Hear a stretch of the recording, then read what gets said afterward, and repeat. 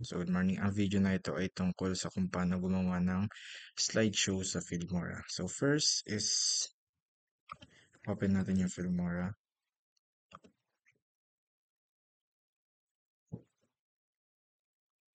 Okay, wait lang sa pag-open. So, full screen lang natin. And then, create new project.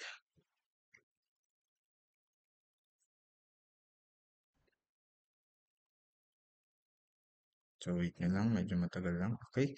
After nyan, so assume na download na natin yung mga yung mga pictures resources na kailangan natin. So, example. So,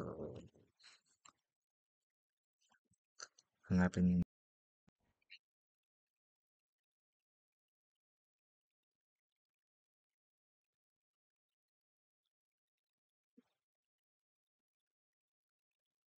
So, ito. So, ito yung mga pinapa-download ko sa inyo sa Aral Links.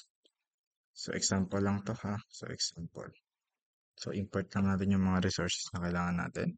So, after that is, so, meron ako dito background image. So, ilalagay ko lang siya dito. And then, mag-add lang ako ng text. Para sa pag-add ng text, punta lang ako dito sa titles. And then, pili ka na lang dito kung ano yung gusto mong arts na. So, kunwari ito. So, ganyan. Ganito man. So, akin is ito lang akin. Download mo lang yan. So, okay. After yan, i-drag lang natin papunta dito. And then, double click lang natin yung text dito para mapalitan natin yung text. Okay. So, example, it's slideshow FPT. So, example lang to ha. Okay. And then, to add an animation, double click lang ulit. Punta lang tayo dito. Double click lang yung yung text ha, and then punta tayo dito sa animation. So, hanapin natin. So, sa in, kung paano pumasok. So, yan, paano siya pumasok. And then, sa out naman, kung paano siya mag-out, kung paano mag-outro. Okay? So, okay. And then, okay nyo lang kapag okay na or satisfied na kayo. And then, after that, so, next naman is, kunwari is, example lang to ha. Kunwari, si Rizal yung first picture natin. So, yan. Si Rizal.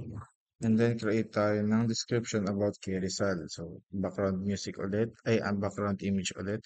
So, description about kay Rizal. So, example, ito. So, add tayo ng text ulit. Add tayo ng text. So, example is. So, pili lang kayo dito kung anong gusto nyo. So, ito na lang yung gagamitin ko. So, lagay lang natin dito. And then, drag lang natin yung playheads natin. And then, double click lang. Then, paste. O kaya type natin, Dr. Jose Rizal. And then, highlight lang natin. Para ma-highlight yan. So, change lang natin ng ng itsura. So, punta naman tayo sa basic. So, double click lang natin dito ha. Double click and then punta ng basic. So, hanapin nyo sa baba. Pwede kayo mamili ng clip art. Para ng mga word art dito. Pwede nyo i-bold. Pwede nyo palakihin. So, ito sizes. So, kung gusto nyo palakihin. Kung gusto nyo palitan ng color, ito din yan. Okay, so after nya, pwede nyo palitan ng font. Then, okay nyo lang kapag okay na kayo. And then, lagyan nyo lang ulit ng animation. Intro. Intro. Okay. So, okay. So, then, so, preview na natin.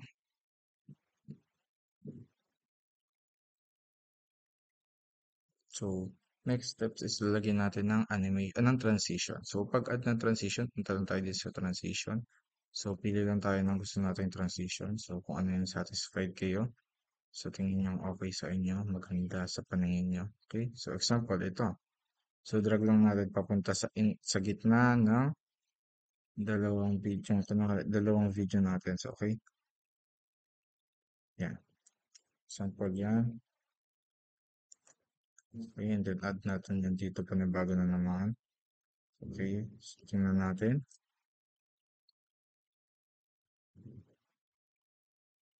Okay, so sa tingin niya mas okay na yan, pwede na rin yan. Pero kung napapangitan kayo, change niya na lang.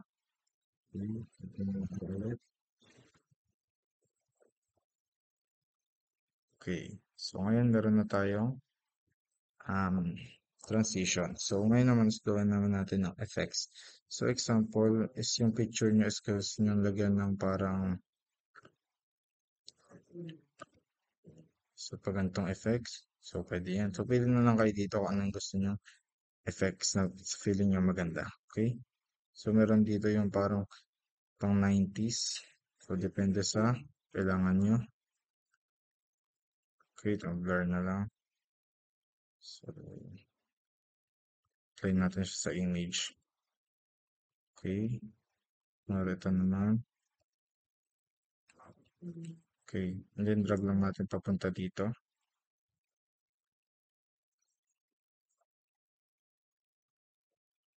Okay, so meron na tayo effects. So, yan lang. Yan ha. And then next one is mag-add lang tayo ng music. To add music, so punta lang ulit tayo ng audio. And then kapag download natin galing sa labas, kunwari, sa nag-download tayo galing sa YouTube. So, punta lang tayo dito sa Mine. Then hanapin natin itong main.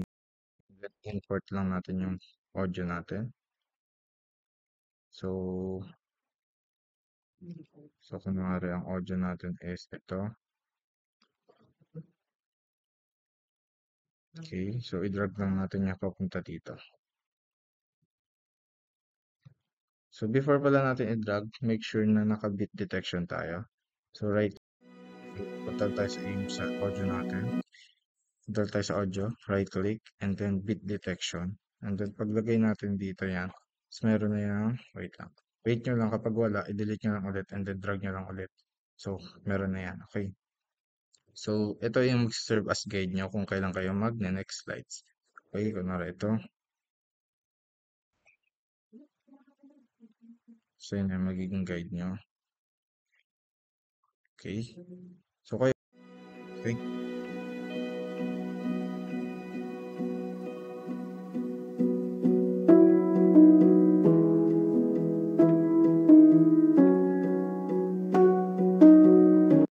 So I hope malinaw. Yan lang naman yung pinaka-basic na steps kung paano gumawa ng slideshow. So thank you. That's all.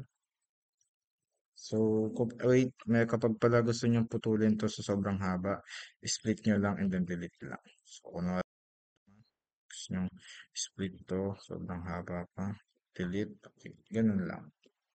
Backspace lang kapag di-delete. Okay.